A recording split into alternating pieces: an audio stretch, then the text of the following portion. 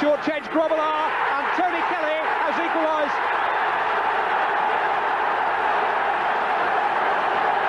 The substitute draws it level. Just 2 minutes to go. It's a dream ticket for those Stoke City fans. A dream substitution for Lou Macari and Stoke City. Right through the goalkeeper's legs. So without any further ado, kings and queens, beautiful souls, I have a fantastic guest for you. His name is Mr. Tony Kelly.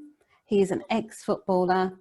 He's an ex-footballer turned CEO, and he's an amazing soul. And he's here with me today. And without any further ado, Mr. Tony Kelly, welcome to the Money Speak show. I'm so honoured, so happy to have you on the show. Afternoon, Imani. Yeah, good to be here. Oh, that's wonderful. I have questions for you, but before we go there, please can you just share a little bit about your background? Yes, the background is predominantly mainly it's a football background. So growing up in Coventry, I had the dream of wanting to be a professional footballer like thousands of kids. So I left school at 16 and went to Bristol City as an apprentice, which these days is called scholarship. So that's my journey, starting on the road of trying to become a professional footballer. And then unfortunately for me, I did not get a professional contract at 18, which is the standard route. 16 to 18 is a 2-year scholarship. I got released at 17 because I was a little bit wild, to be honest. So yeah, I unfortunately got released at 17. Went back to Coventry to my family where I grew up, and it's a question of reevaluating and thinking what to do next. There wasn't a lot of work going on in Coventry, so my sister moved to London, and I decided to follow her and basically start a new life in London. And then moved to London at 18, signed for Dulwich Hamlet Football Club, which is a semi-professional football club. And that was, I suppose, me trying to start out again and trying to get notice within the football world and hopefully get scouted and get a professional contract, through that avenue. So that's when the football career continued up to 22, which is when I was fortunately signed by second division Stoke City. So I did get my second chance in the end to become a professional footballer, which was in 1990. Wow. Yes, and having a second chance was massive for me, because obviously I'm now in the big world. So I was a postman at the time, and then all of a sudden I've been thrown into this limelight of professional football. Obviously, and what comes with it, all the glamour, money, etc. So I moved to Stoke-on-Trent, bought a house in Stoke, and settled down on a 3-year contract with Stoke City. And it was a dream come true, basically. It was a dream come true to actually be playing professional football at the age of 22, when I thought my chance had gone. And then obviously throughout the football career, a lot of other issues, which we'll talk about, crept in. But yeah, the backstory is professional football, and that's where I suppose that's where the highlights of my career are. Yeah. And what I would say to you, that must have been an amazing experience to be so young and living your dream, because not many people, get to live their dream at that tender age as you did. What was that like? What was that like to know that you're living it at that, really young age? Yeah, I think at first when I remember going down to Stoke City Football Club to talk to the board and the management about contracts. Obviously, not being a professional before, I wasn't sort of fully aware of what I could ask for and the trimmings and things like signing on fees. So I did get some advice before I went up there in terms of what the going rate was for second division footballer. And it was quite mind-boggling. Then we're talking 1990, which is 30 years ago. I think it was about Wow. I think it was about £700, I think, and I've got £10,000 signing on fee, which is I don't know what that's worth these days, but Wow. back then it was a lot of money.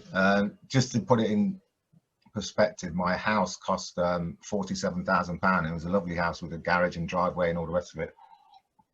So yeah, I was No, that was it was amazing feeling. Yeah, amazing feeling. Family were proud. My missus was well happy because obviously she realised I've got my dream. Yeah, so it took a bit of time to to get used to the professional football world, the banter and the camaraderie in the dressing room, the pressure of going out and playing in front of that time I think our average gate was about 18,000. So playing in front of thousands of people was another thing I had to get used to, because it was quite nerve-wracking, to be fair, when I first started.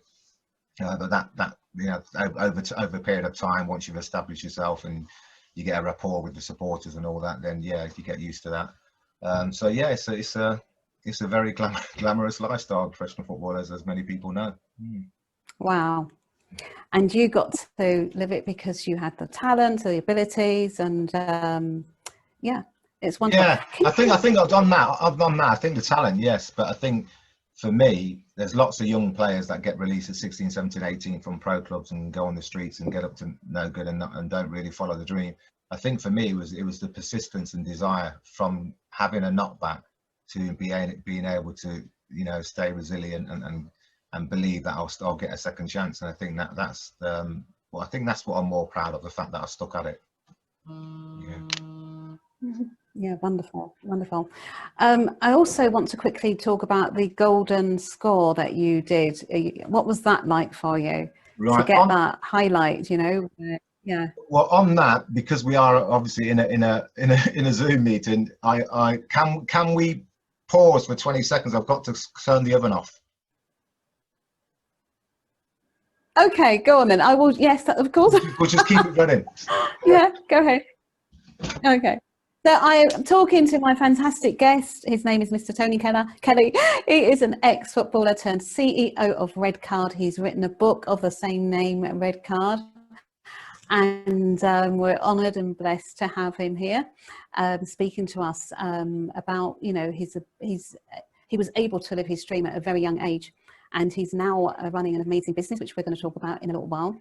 But we just introducing him and just letting you know the backstory behind the man who was able to kind of have, two amazing careers. And we're going to really look today at where he's going with his business, who he's helping, who uses his service, and, what he sees, where he sees the business going in the future. So yeah, and I'm Imani Speaks, and I don't do this very often, but I'm so honoured to be here with Mr. Tony Kelly, who is back with us just in time. Thank you. So you're going to tell us about that score and what it felt like. Yeah. It must have been amazing. It's amazing to see it in action. Yeah, there's lots of various highlights that professional footballers have during their career. I think that's probably, alongside playing at Wembley, is probably the highlight of my football career. Yeah, Anfield, the iconic Anfield, Liverpool. And yeah, it was a night to remember. All my family were there. It was televised. So I do have the copy of the actual football show that was on during the week on ITV, where they showed the match. So I've got a copy of that, which the club kindly sent me. But it was an amazing night in terms of scoring in the last minute, all the drama, 7,000 Stoke City fans. Yeah, so it's something that I suppose I'll never forget, and it's a treasured memory that, yeah, scoring a goal at Anfield against Liverpool. Yeah. Wow, fantastic. But you've done amazing with your football career, but you've now got a new career where you are CEO of a company called Red Card. You have a book of the same name. Can you talk to us a little bit about why you started this fantastic company? Yeah, I think it's something that I never envisaged, really. It's something that I suppose 6 years ago I wouldn't have thought I'll be doing this today. But it all stemmed really from my recovery from gambling addiction, which obviously had a massive impact on my life. And then basically, I think, putting my story to print, writing the book Red Card, which came out in 2015. So go out and buy the book. It's on Amazon and Woodstones. So when I yeah, so I need to get the book as well. Yes. Yeah, the book. I think from that moment onwards, it was a question of. I think the feedback I got from the book, through the media and other areas, made me realise that there's more to be done. Made me realise that this has touched a lot of people and resonates with a lot of people. So I thought, okay, what else can we do apart from raising awareness through my story? So that's when I decided that to set up Red Card Gambling Support Project. Again, I don't come from a business background, so you have to learn all the things that come with setting up an organisation, such as governance, getting a team together, accountant, website, all the rest of it, you know, policies. So I learned along the way, had some good support, got a good team together, and Red Card Gambling Support Project was born in 2015, and we're all about education, awareness, and prevention of gambling addiction. That's what we stand for. We've done a lot of work in the community. We've done lots of work with various organisations, including schools and colleges. And it's something I'm passionate about. It's yeah, at the moment it's going well. It takes time to grow a business, and I think over a period of time we've got to a decent place now. Still a lot more to do, but yeah, it's amazing that as I said earlier, that is, you know, 6 years ago I would never thought that I would be heading up an organisation and you know, delivering education, awareness workshops, etc. But that's what I'm doing today with the team. Oh, wow. And I know you work primarily with young people, and I know one of the things you say is that to catch this very in the early stages is really important. What is it like working with these young people? And I don't think people realise that there is such a thing as you know, young people have gambling issues on a big level, as you're able to tell us. So can you tell us a little bit about that and how important it is for people to kind of be aware, you know, of their own children, what might be happening? Yeah, I think the whole gambling industry, gambling in general, has changed over the last 30 years. So back in my day, it was all about the bookmakers and casinos. Obviously, there was no gambling apps, and obviously there was no advertising or promotion of gambling. There's no online gambling, so there's been a massive shift in terms of how people gamble, and I think that's where the young people come in, because years ago you wouldn't get 18-year-olds in a bookmakers. It was predominantly middle-aged, you know, men, and also no women in there either. Yeah, but times have changed, so women frequent the bookmakers, and obviously with online gambling now you've got everybody and anybody gambling, but it's very dangerous for young people because lots of different reasons, really. You know, young people can gamble for different reasons, whether it's escapism, whether it's through trauma, whether it's peer pressure to fit in, whether it's, you know, to get through poverty and enhance their life, because obviously the financial climate of the UK is not very good for young people. So they think that gambling may be a way of earning money. And obviously accessibility is there for them, so they can gamble 24/7 in their bedroom under the nose of their parents, which is probably the most worrying thing, because obviously parents, we talk about people having a role to play, and parents have a big role to play in terms of monitoring their children, and whether they're gambling online on a gambling app, or whether they're doing virtual gaming, i.e. FIFA or Fortnite or other games. So it's all related. So yeah, it's very important for young people that they you know, they become aware of what can happen if you get involved with gambling, and if it starts to consume you, and if it starts to become a compulsion. So that's the danger. You know, anybody can have a bet, and you know, may have no effects, and may not come to any gambling harm, and that's proven with thousands of people in the UK that do that. But then you've got the other side of it with those that unfortunately do encounter harm, and that's approximately 500,000 people in the UK at the moment. So the figures are there, the stats are there, it's all out there. So it's there for people to see. It's just a matter of continue to raise awareness about it. Mr. Tony Kelly, what are the signs, if a parent is concerned, what are they looking for in their child, you know, to... I think there's a few things. I think one of the things, they say that, well, what gambling does, it's apart from taking your money, it takes time, it takes your time. So your time could be spent hours on end on a gambling app. So if your son or daughter is continuous on the laptop or the iPad or whatever it is, but for a long period of time, continuously, daily, then you've got to be wondering, you know, and make sure that they are doing what they say they're doing and not on a gambling side. Then you've got the behavioural patterns, whether that's change of moods, mood swings, character changing, aggressiveness.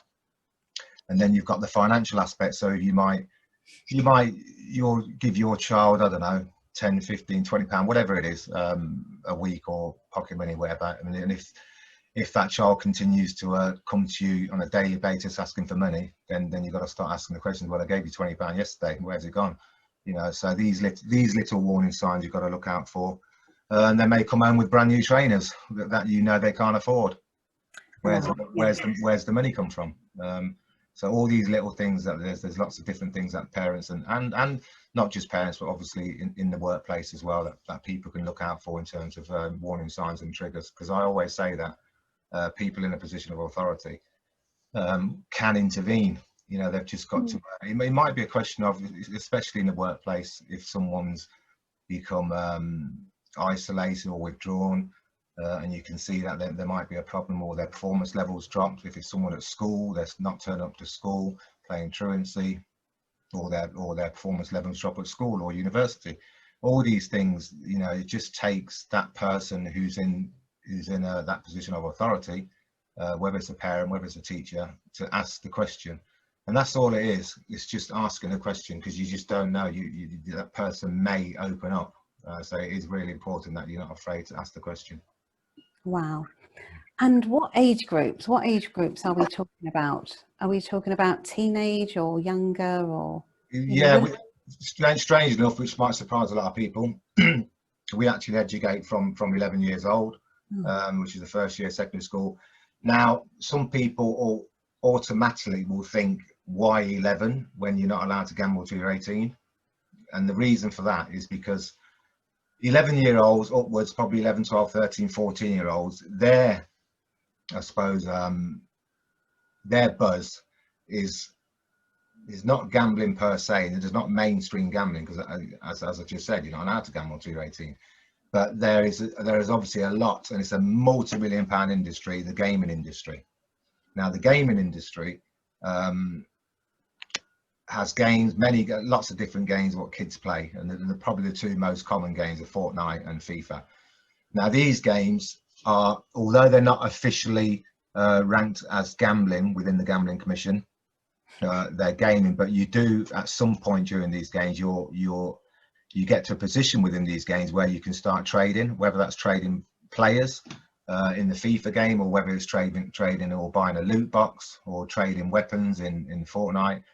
And you actually pay to trade, so you can enhance your game, and you can enhance your weapons, or you can enhance your team with better players. But obviously, you know, the top players, you'll play against different people across the world, and you'll have to trade with a debit card and buy products. And that's where the gambling element comes in, because you're paying for something for a reward. So we always say, in terms of it doesn't have to be monetary, it can be something of value.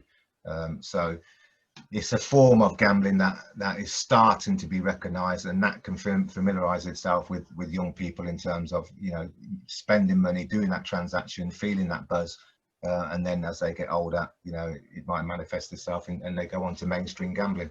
So that's why we educate from a young age. Wow. You know, I don't think most people, I didn't realize that this was going on, and I don't think most people No. Exactly. I think that's the thing. That's why awareness is so important, because there's thousands of people have no idea about how gaming is. There's also the issues of young people because of the regulations of the online gambling sites. There's many that are unregulated, which are basically offshore in another bleak country like Gibraltar, and these gambling sites will target young people. Their regulations won't be robust, so which means that a young child, which and it's proven, because the stats are out there in terms of kids using their parents' debit cards to gamble with. So they will open an account with one of these online, and then before you know, the parents will find out the next week that their account's been £10,000 down, because their child's been using a debit card, and that's because the restrictions and regulations are not strong enough, and there's some dodgy, unregulated online gambling sites that a lot of young people will go to if they can't open an account with mainstream operator. So yeah, it's very dangerous for young people. And then the more we're working with an organisation called NCS, which is National Children's Service. They're predominantly all about young people, 15 to 18, and we've found with them they're working with us on a project in terms of raising awareness for young people. And yeah, it's amazing how much young people don't really fully understand the extent and the impact of gambling, or what it can do.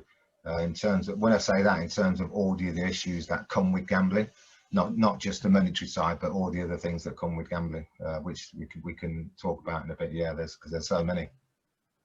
Wow, it just blows your mind, doesn't it? 11 years old, and I'm like, wow. But you know, what I'd ask you, because I know you are going to talk to you about your book as well, because I know the book, you know, that's another thing. You're an author. Depends which one. Yes, because you've got a second book that we're going to talk about as well. So no worries. Yeah, but as you were saying, you know, so is it behind? I know when we talked last time, you mentioned dopamine. You know, that it's like a rush, and you know, what causes some people to be addicted to that? And is there an underlying thing going on as well? Is there maybe something else going on, some unhappiness or some emotional thing? Yeah. Or is this just how they're wired? Yeah, we have one of our therapists that talk, you know, quite in depth about the science of addiction. And I think there's different theories out there from various counsellors or therapists or psychotherapists about why some people get addicted to gambling, and why some people don't. But addiction in general, you know, whether it's gambling or whether it's anything else, can stem from different experiences. So that they say, for instance, with gambling addiction, it can be if it's through the family. So you've heard of you know, drug addicts, their parents might have been drug addicts, or alcoholics, their parents might have been alcoholics, and so there's that genetic side to look at, and then you've got the trauma side of things. So young people that have suffered trauma through their childhood, whether it's losing a parent or anything else, that can have an effect in terms of them finding something to escape to. Gambling can be used as a vehicle for escapism. So that's another reason. And then we talk about the brain in terms of how young people's brains are. You know, we're not developed until probably 24, 25 on average is when our brains are developed, which means that as a 15, 16-year-old, you're obviously not in a position where you can make informed decisions about gambling. So you're more vulnerable, and you're more vulnerable to taking risks, which young people are. So there's all these different reasons why some people start gambling, and the dopamine thing is something that obviously is a chemical that's produced from the brain, which will, you know, basically operate your reward centers, and so when it comes to actual gambling, and you see people going back and back and back to the bookies, or continuous spending on their phone or whatever, and they can't stop. It just means that rush of dopamine, that they are, in their minds, they're, as far as they're concerned, that their look's going to change. They can't stop. It's a continuous and compulsion activity that they're doing, and as far as they're concerned, I know we call it chasing your losses, but it's something that they can't stop doing. And that's where we talk about different stages of addiction. So we have, you know, use, misuse, abuse, and dependency. So when we get to the dependency, that's when you're in trouble, because that's when every single day you will depend on it, and you have to have a bet every day. The first thing you think about in the morning is having a bet, last thing at night. So once you depend on it, then you've got a real problem. So yeah, it's quite complex, the science of addiction, and yeah, you should come to one of our workshops. We'll talk about the one that's coming up in the future, where one of our therapists will be talking about mindfulness and the science of addiction, and how we're wired up differently and how the brain works. Yeah, because it's quite complex. Mr. Tony Kelly, you know, thank you for that answer. I want to talk to you about you, because you mentioned the psychotherapists and the scientists there, but you are also known now as an expert by experience, and you've been awarded. Can you tell us about that? What you know, what that Yeah. So back in November, we there was a launch by the Gambling Commission, and what they wanted to do, they wanted to launch a new strategy. They call it the new strategy for reducing gambling harm, 2020, all set up by the Gambling Commission. So those who don't know, the Gambling Commission are the ones that regulate gambling in the UK. So they wanted to do something to help and to change regulation and different things. So they sent emails to, I don't know how many people, must have been over 100 people with lived experience, because they wanted to involve, in this new strategy, they wanted to involve people with lived experience. So we all got an email, we all got invited to a launch in November last year down in London. And it was a really good launch. It set out the plans for the future for this new strategy. And from that meeting, from that launch, they reduced it down to a team of approximately 14 people with lived experience. Unfortunately, I was picked as one of the people to be in this group. And then obviously from that moment, from November up to this month, the interim group was officially formed in May. So there is now an official EBE interim panel, which I'm part of. So there's 14 of us, and what happens every month, we have 2 meetings a month with the Gambling Commission. And in that meeting, our role is to give recommendations to the Gambling Commission about how we can make gambling safer. So there's lots of different issues that, like affordability checks. We talk about. There's a thing called HVC, which is high value customers, where casinos and bookmakers will shower people with gifts and incentives to keep them gambling. So we're trying to get that banned. There's the advertising promotion. We're trying to get that reduced, and the messaging content we're trying to improve in terms of what comes on your TV screens. So there's lots of different consultations that we have with them to discuss how can we make gamblers safer, and how can we make regulations more robust. So it's really interesting because it's lots of, it's getting to know the Gambling Commission and how they work, what they should be doing or what they're not doing correctly. So yeah, it's a really good insight into how the whole gambling industry works. So yeah, we are employed. We got employed in May as well. So that became official in terms of a contract. So all of us are on a contract with the Gambling Commission where we actually get paid, which is good. Yeah. And then in January 2021, they will form what they will call then the same group, but a permanent group, which I think is for 3 years, working alongside the Gambling Commission and the DCMS, which is Department for Media, Culture and Sport. And hopefully I'll be part of the permanent group, but it may be a case of that I may not have the time to be part of the permanent group. So I will look at that in January, depending on the red card situation. Yeah, so we'll see, but it's a great experience. We have another meeting in September the 2nd, our next topic. And yeah, as I said, it's a really good insight into how the gambling industry works and also how the operators work in terms of, when I say operators, the operators are Willie Mills and the Ladbrokes of this world. And how they work, and the big fines that they get in terms of sanctions that they get from the Gambling Commission if they're not protecting people gambling online. So an example of that would be if someone's gambling online and they're spending £300-400 every night. We have a thing called customer interaction, which is basically what the operators are meant to do. They're meant to interact with that customer. They're meant to send them a message and say, is everything okay? Take a break or whatever. But because they don't follow these guidelines, which are set out by the Gambling Commission, and it's part of their licenses, so they're supposed to be following those guidelines, what happens then is that they will then get a huge fine from the Gambling Commission because they've breached their license code of practice. And when we say huge fine, we're talking £2-3 million. But because the operators make so much money, we've sort of realised that £1 million fine is like a drop in the ocean to them. So yeah, so we have to make the regulations more robust. Yeah, so yeah, really interesting. Wow, I mean, that must be delightful for you to be part of this. To be able to kind of have some say what happened. Yeah. I think that's the important bit when we talk as a group. We talk about the fact that they wanted to involve people with lived experience, and it's good that we can have an input, and we will have an input into any legislation changes that may happen in the next 6 months to a year. You know, the EBE group will be part of those consultations, and we will have, our voices will be heard. Yeah. Right.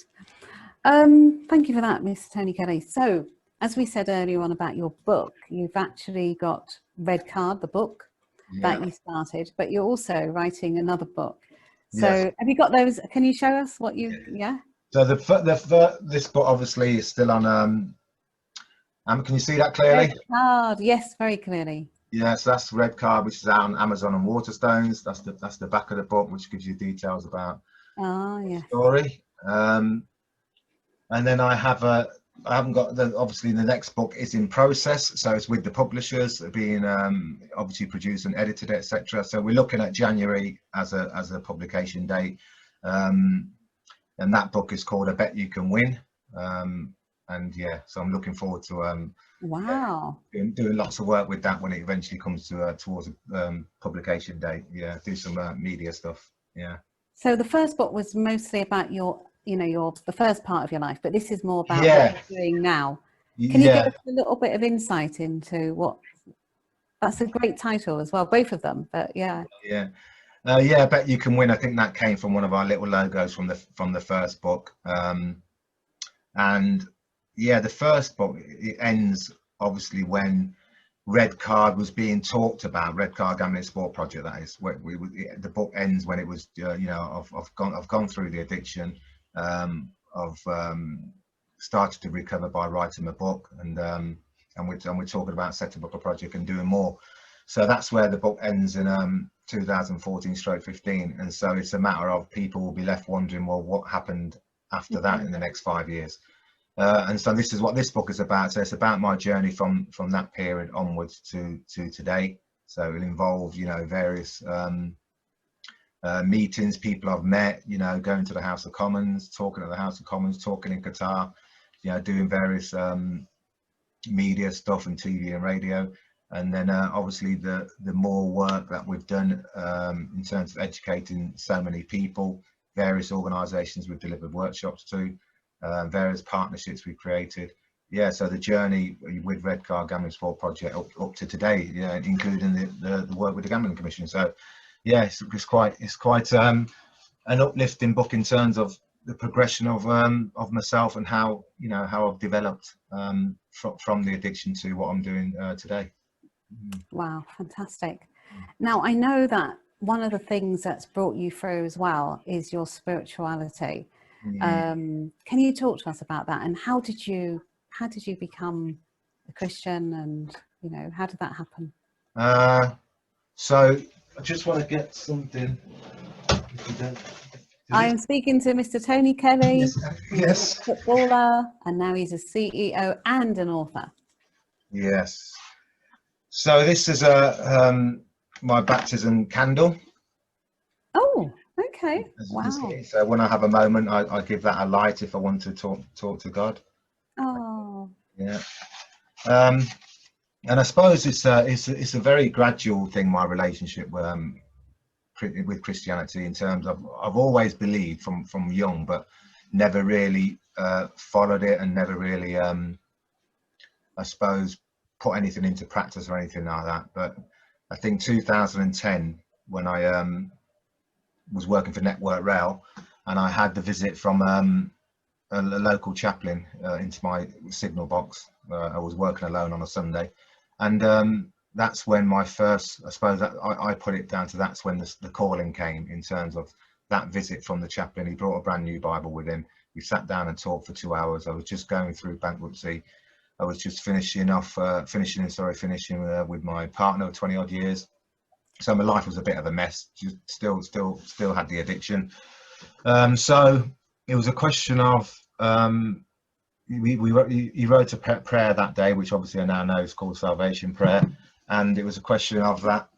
It wasn't when he left that room that day that everything was going to be rosy and everything changed, instantly. It was a gradual thing. And that culminated in me starting to write the book. And I think that's where I realized that you know, God is in my life, because I could, I didn't know where, I wouldn't know where to start to write a book. But somehow I had A4 paper and a biro and started to write.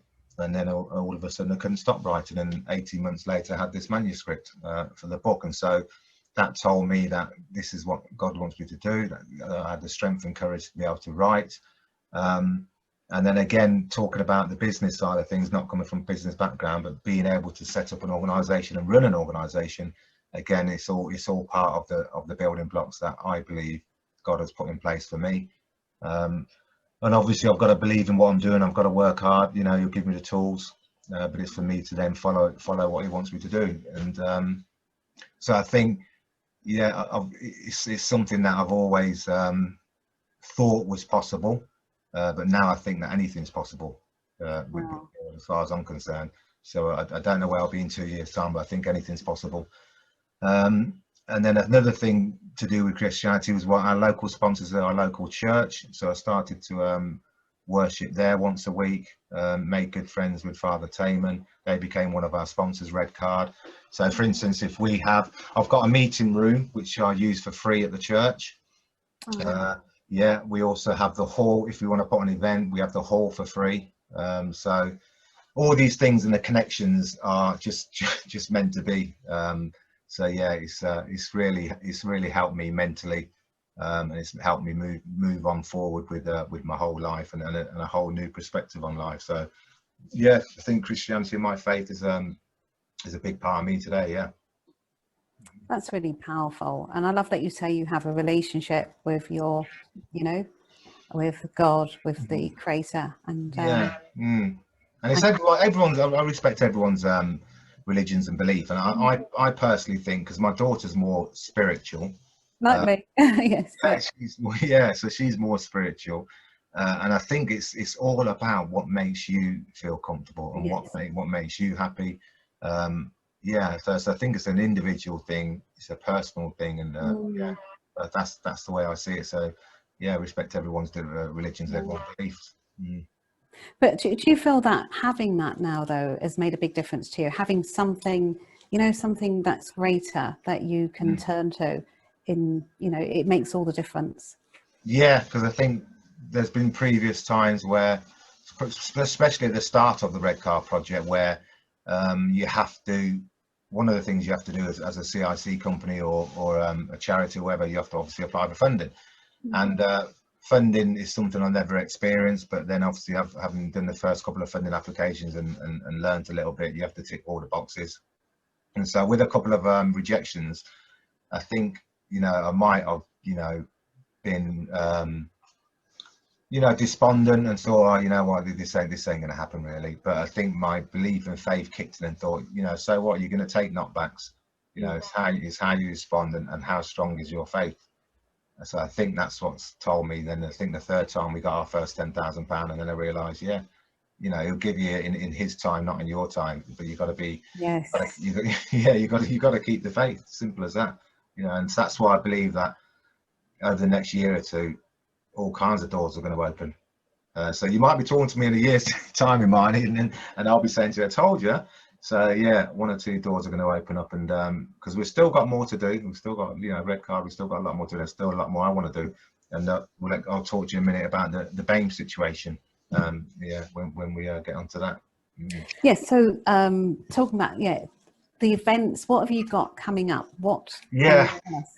So we one thing we discussed within the Red Card team and within the Gambling Commission is that out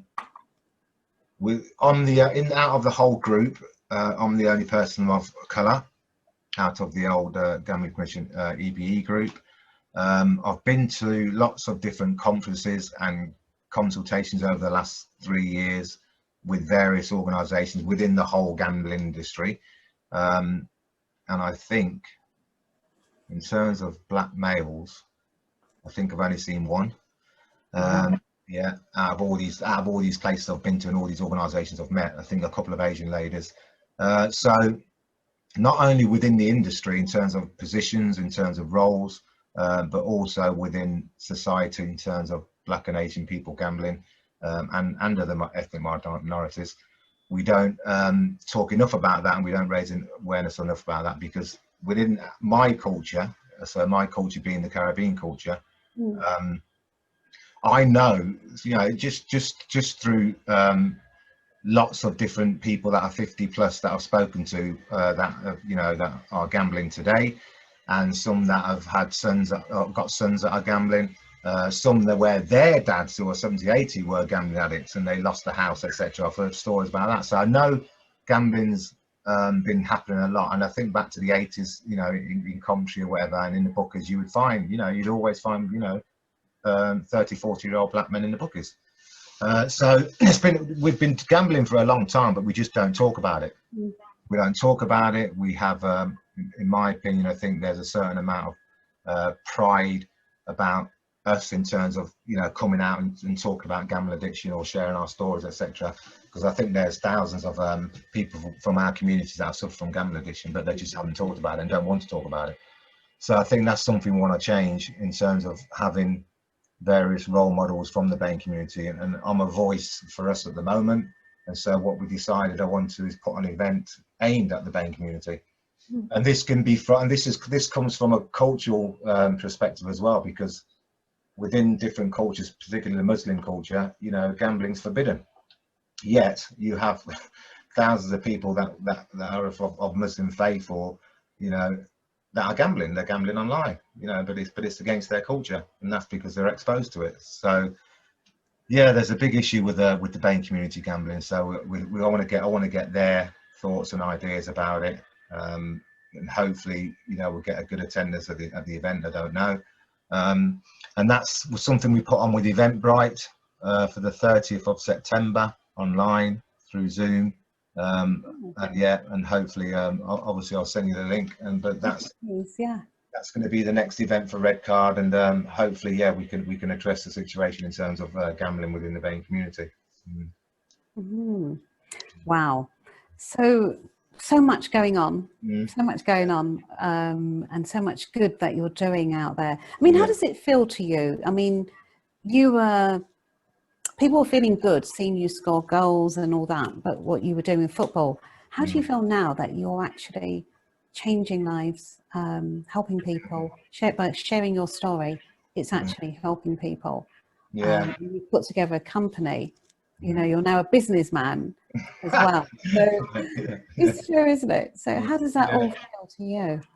I was talking to my ex yesterday, and she was saying how proud of me she is. Oh, yeah, because we've known each other 25, 30 years, and we've got our daughters together, so we talk a lot. And she was saying, I never envisaged this. I never thought in a million years that this could be you. You know, and I said, well, you know, God is powerful. He can do all sorts of things. So it's just a matter of where you want to take your journey. But I still pinch myself in terms of, you know, being an author and being a CEO and doing another book and all these things. But I think the most important thing is that, like you said, if it makes a difference, if I'm changing lives, if I'm, you know, stopping one person from committing suicide, then it's all worthwhile. So I think it's a legacy that I want to leave. You know, when I leave this earth, that I've done good and I've done something to help and make a difference within society. So yeah. It's hard, you know, it can be hard work, because obviously when you're running an organisation, there's a million and one things to do. So I get used to that.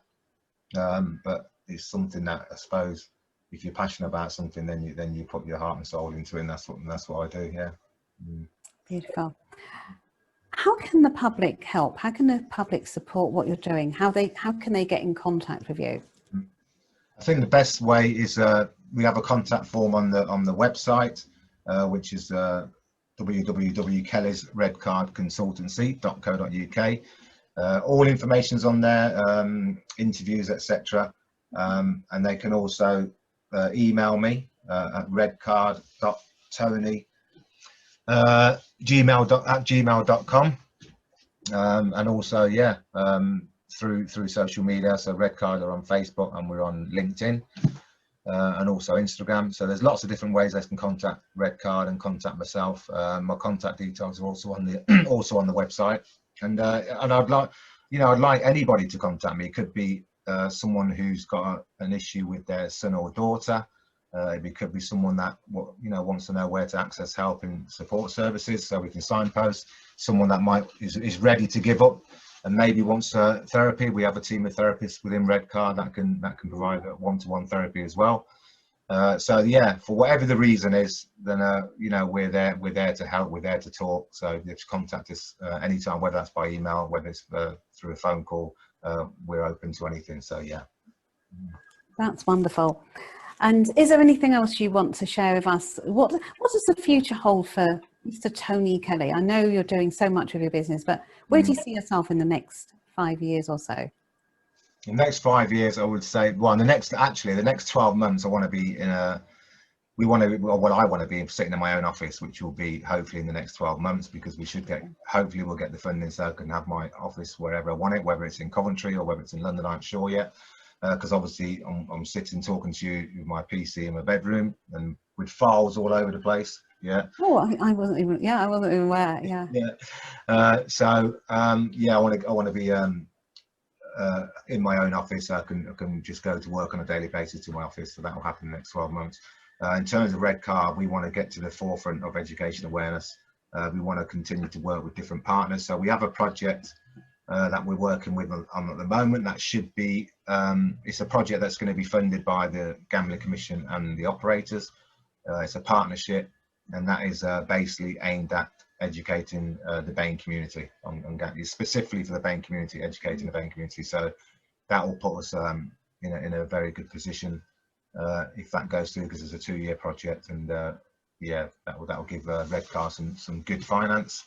And then yeah, looking forward to when the book comes out, and doing some work with that, and maybe doing some talks and some presentations with the launching of the book. But yeah, the main thing is that Redcar remain sustainable, and we remain at the forefront of education awareness and grow as an organisation over the next 5 years. So that's my dream with Redcar. That's amazing. Mr. Tony Kelly, it's been an honour and a pleasure, and so humble to be speaking to you. And every time when I do speak to you, I just feel, that you're just an amazing human being who's doing great things out there. So keep up the great work, and thank you so much for your time. I know you're really busy, and I don't want to keep you any longer, because I'm sure I know you've done meetings already before this one. So thank you so much. Yeah, thank you very much for having me, Imani. Thank you, appreciate it. Thank you.